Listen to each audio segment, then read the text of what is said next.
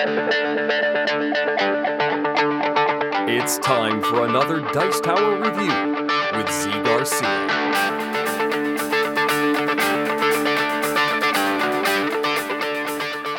Hey everybody, today I'm taking a look at 100 Swords.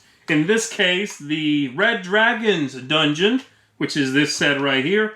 This game is a game for one player or two in which you are going to be using your deck of cards to go into a dungeon and, of course, defeat the evil in there, gather up some loot, walk away the richest. The game is a deck building game, and you're just going to be going back and forth trying to get through this dungeon and do the best. Let me show you how this works. I'm going to give you an overview for the two-player game. After we come back from that, I'll just briefly tell you how you would play with one player, and I'll tell you what I think of it.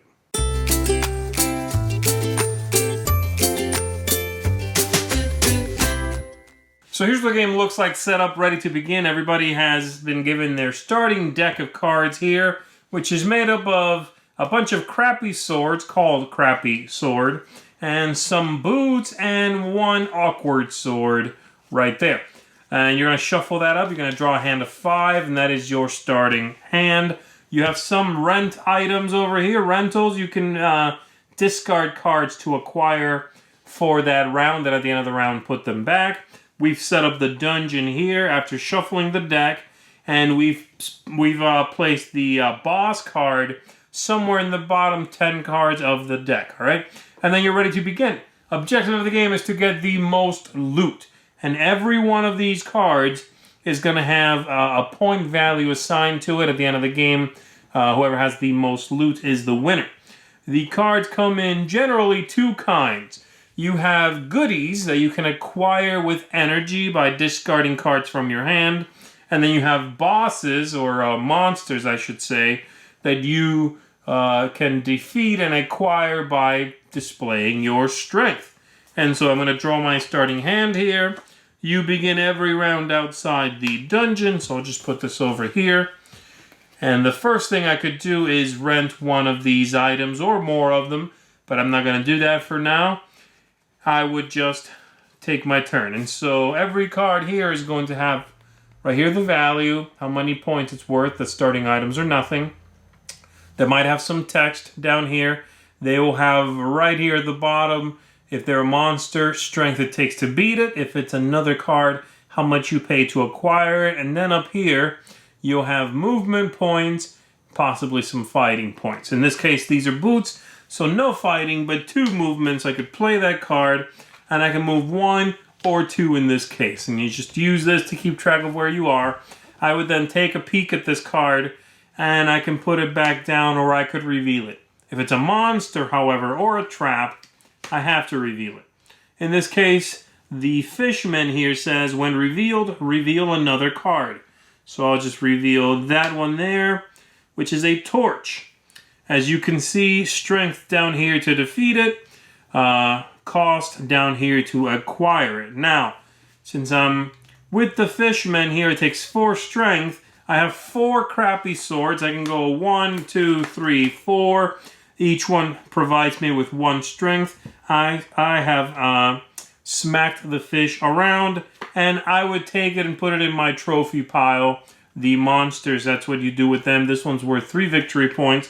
Just set it aside somewhere, and then I can continue my turn. Of course, I'm out of cards, so that's going to be it.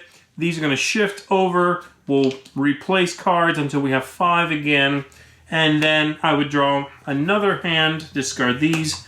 Not with the fish. Another hand. In this case, I only have 4 cards here, so I'd have to shuffle up my discard and continue drawing until I have a new hand of 5 cards, and it would be my opponent's turn. And they would, again, start from outside and take their turn. They're going to play boots. They'll also jump up 2 spaces to that torch, and then they are going to acquire that torch. It says down here 3, which you can get that cost. You can get that currency by discarding cards basically for no effect. So 1, 2, 3 gets you that. You put it in your hand. You can continue playing. They're going to play it. It says reveal 2 cards. So they'll reveal those 2 cards, and not much else I can do here. So they're done. They discard their whole hand anyway. This shifts over. This goes back outside. They again draw a new hand, and it is my turn to move. I can move up here. I can smack that mushroom. I can then move one more, let's say. And if I had enough, I could then take this out as well. Always following the text on the cards and so on. That's going to continue until the game's over, which is usually when someone kills the boss, which is right there. In this set, that is the boss, matching the cover of the set. Once you take that character out, then the game's going to be over. Most points is the winner. Most cards, as I said, not just monsters, but other kinds of cards as well, have victory points, or loot, rather, up here in the top corner. You count those up, you see who is the winner of the whole thing. Finally, the rental things, let me just briefly tell you what these are, but they're very straightforward. The Sleepy Potion here lets you hide a monster. You can buy this for 1 and hide a monster like that again. The All-Purpose Key lets you get past certain doors and certain impassable cards that you need a key for. And then the Adventure Scope over here lets you peek at 2 cards that are face down. You can rent as many of these as you want on your turn. But that's pretty much it. That should give you an idea of how the game goes. You buy better cards. You improve your deck as you play, so you can take down the bigger and badder beasties. And at the end of the game, whoever's got the most loot is the winner of 100 swords.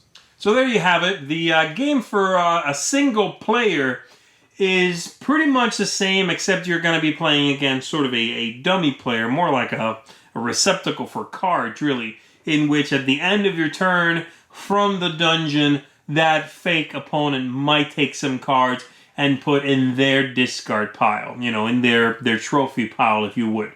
Honestly, I was not that impressed by the single-player game, and I happen to enjoy this one more as a 2-player game. I don't know if it's that the single-player rules feel tacked on and feel disingenuous, because I know that they're just sort of monkeying the 2-player game, but it just didn't really do it for me. As a 2-player game, though, this was neat. I enjoyed this game. It's quick, it's simple to play. It's a deck-building game that does not come across as overwrought. This is the entire thing. And, you can buy a couple of little expansions they have for it, but really, that's what you need. And so I thought that was neat. It's a cool game. I do have some issues with it. The rule book is one of the big ones. Does not come in here.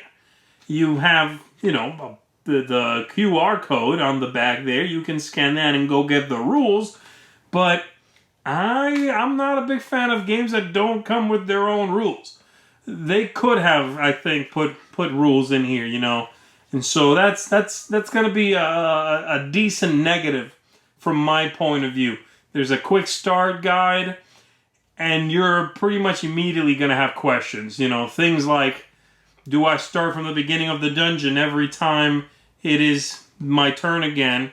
Those things are not answered, In fact, I kind of had a hard time finding it in the real rule book. So there you go.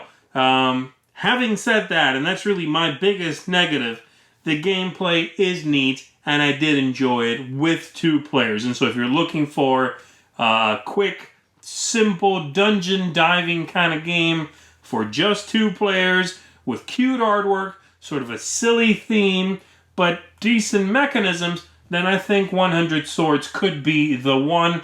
This one's going to get a seal of approval from me. I would say check this one out, especially if you love these kinds of settings. That's 100 Swords. Thanks so much for watching the Dice Tower videos. Find more great videos and reviews, as well as our top-rated audio podcast at Dicetower.com. You can also find other great shows at DicetowerNetwork.com. I'm Eric Summerer, and you've been watching The Dice Tower.